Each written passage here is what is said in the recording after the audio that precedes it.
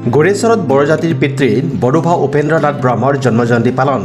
গোৰেশ্বৰৰ লাহাপাৰাত এপচুই পালন কৰিলে বড়োভা উপেন্দ্ৰনাথ ব্ৰহ্মৰ জন্মজয়ন্তী। বড়োভা উপেন্দ্ৰনাথ ব্ৰহ্মৰ জন্মজয়ন্তীৰ লগত সংগতি ৰাখি এপচুই পালন কৰিলে ছাত্ৰ দিৱস।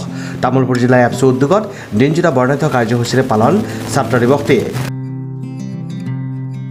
অনুষ্ঠানত উপস্থিত থাকি বড়োভা উপেন্দ্ৰনাথ ব্ৰহ্মক স্মৰণ বিটিআৰ প্ৰধান প্ৰমোদ বড়োৰ।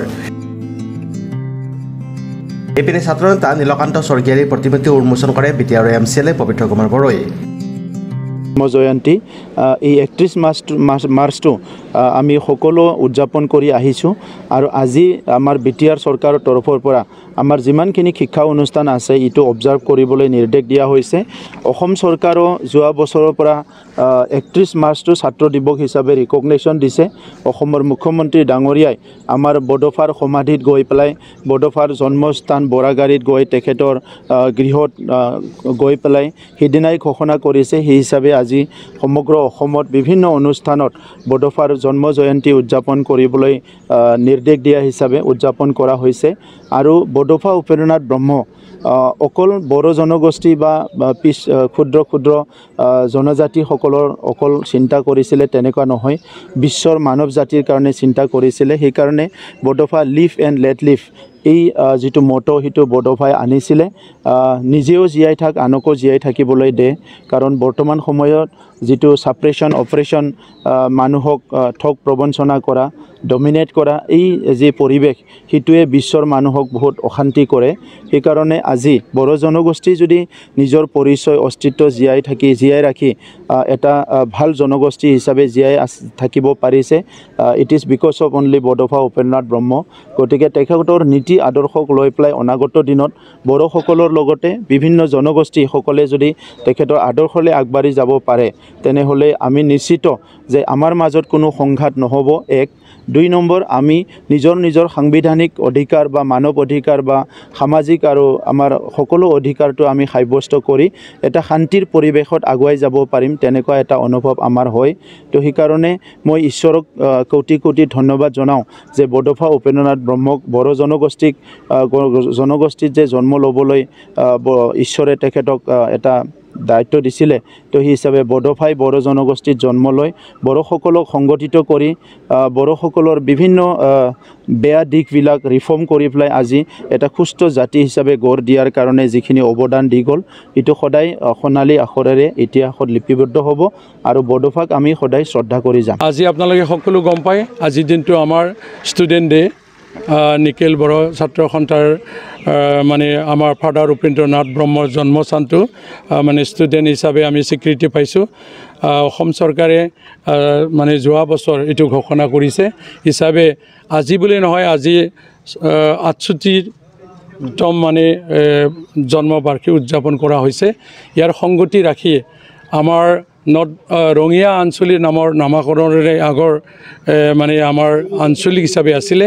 এই সময়ৰ আঞ্চলিকৰ সাধাৰণ সম্পাদক মানে স্বৰ্গীয় নীলকান্ত স্বৰ্গীয়াৰী বিশ্বনাথ শুই থাকোঁতে মানে স্বৰ্গীয় হৈছিলে হিচাপে সেই কাহিনীটো মাজে মাজে আমাৰ মাজত মানে মনত আহে। তেখেতে গুৱাহাটীত নিজৰ কামত গৈ আহি অফিচত তেওঁ শুই থাকোঁতে ৰাতি মানে তেখেতে মৃত্যু হৈ থাকে। আৰু সেই হিচাপে সিদিনাখনে কিবা আমাৰ বিশেষ কাৰ্যসূচী আছিলে, মিটিং আছিলে, ক'ৰবাত যাব লগা হিচাপে সকলোৱে মানে ৰেডি হৈছিলে। ৰাতিপুৱা যেতিয়া জোকাব বিচাৰে তেতিয়া গম পালোঁ সি মৰি আছে। তো সেই হিচাপে তেখেতৰ যিখিনি কৰ্মসূচী যথেষ্ট মানে প্ৰশংসনীয় আছিল আৰু এটা শক্তিশালী নেতা বুলি ক'ব লাগিব। আৰু তাৰ কাৰণে আমি ভাবিছোঁ ভৱিষ্যতৰ তেখেতৰ যিখিনি কৰণীয় কাম আছে যেন আমি বাস্তৱ ৰূপ দিব পাৰোঁ। আৰু তেখেতৰ যিটো আধৰুৱা হ'ল আমাৰ যিটো স্মৃতি আমি ইয়াত স্থাপন কৰিছোঁ সেইটো মানে মূৰ্তি পাছপ'ৰ্ট মূৰ্তি আমি স্থাপন কৰাৰ ভৱিষ্যতত এটা মানে চিন্তা লৈছোঁ।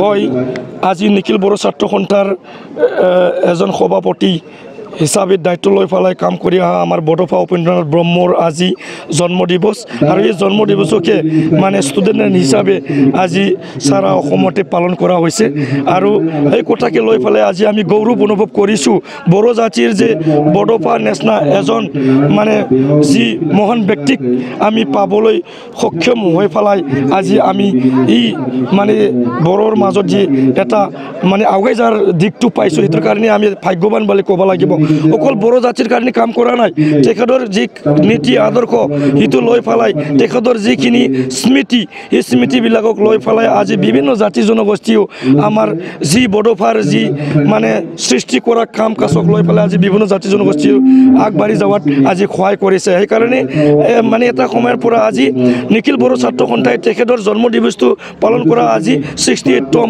আজি কাৰ্য মানে কৰা হৈছে আৰু এই 68তম যি কাৰ্য কৰাত আমি অসম চৰকাৰক আমি যুঁজি আহিছিলোঁ যে তেখেতৰ যি জন্ম দিৱস এইটো ছাত্ৰ দিৱস হিচাপে মানে ঘোষণা কৰাৰ কাৰণে আমি মানে কৈ আহিছিলোঁ আৰু সেইটোৰ কাৰণে মই অসমৰ মুখ্যমন্ত্ৰী ডক্টৰ হিমন্ত বিশ্ব শৰ্মা তেখেতক আজিৰ যি অল অসমতে তেখেতৰ জন্ম দিৱসটো ছাত্ৰ দিৱস হিচাপে পালন কৰাৰ কাৰণে সুবিধাটো যে দিলে সেইটোৰ কাৰণে মই তেখেতক ধন্যবাদ জ্ঞাপন কৰিছোঁ আৰু অসম চৰকাৰকো ধন্যবাদ জ্ঞাপন কৰিছোঁ আৰু অনাগত দিনতো আমাৰ অকল বড়ো জাতিৰ কাৰণে আমি বডোফাৰ যি মানে সৃষ্টি কৰা যি কাম কাজ এইটো বিভিন্ন জাতি জনগোষ্ঠীৰো যে সহায় কৰিব আৰু বিভিন্ন জাতি জনগোষ্ঠী অকল বড়ো জাতিৰ কাৰণে তেখেতৰ যি স্মৃতিটো জীয়াই ৰখাত যাতে কষ্ট নহয় বিভিন্ন জাতি জনগোষ্ঠীও তেখেতৰ যি স্মৃতিটো মানে জীয়াই ৰখাৰ কাৰণে কাম কৰে সেইটোকে মই বিভিন্ন জাতি জনগোষ্ঠীক আজিৰ যি বডোফাৰ জন্ম দিৱস বা ছাত্ৰ দিৱসৰ উপলক্ষে মই তামুলপুৰ জিলা নিখিল বড়ো ছাত্ৰ সন্থাৰ পৰা আহ্বান কৰা হ'ল। Desk report news express Assam.